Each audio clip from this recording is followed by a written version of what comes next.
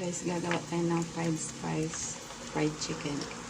So, ito ay breast fillet na hiniwa ko. Tapos, dinikdik ko sa meat tenderizer. Ito ang tinatawag na meat tenderizer, guys. Yung parang martilyo siya.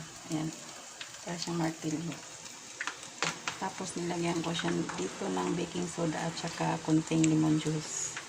So, ngayon, sorry guys, wala akong one taste kasi nagmamadali ako. Tapos, meron ditong meron itong salt, sugar, 5 spice powder, kunting soy sauce.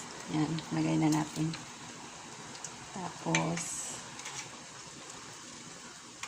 meron akong beaten egg. Yan, beaten egg. Yung paglagay ng beaten egg, guys, ipag-tansya nyo na lang sa dami ng manok.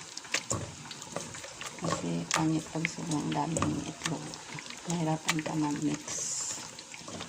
Kasi masyadong matubig.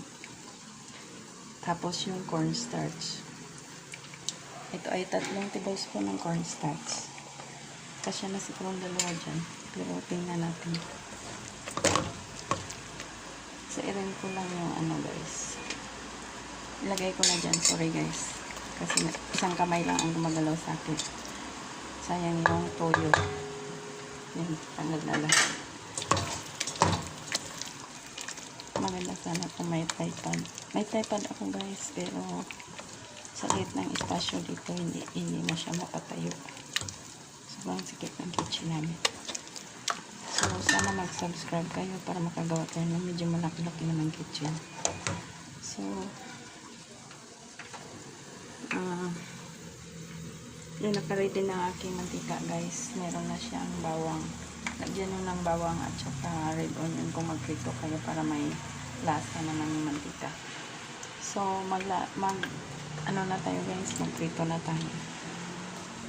Ang sauce nito, depende na sa inyo. Gagawa kayo ng orange juice or yung orange juice na may timpla or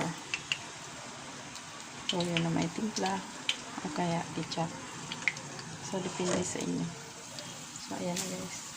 Magprito na tayo. So, ganyan lang guys. Thank you so much for watching.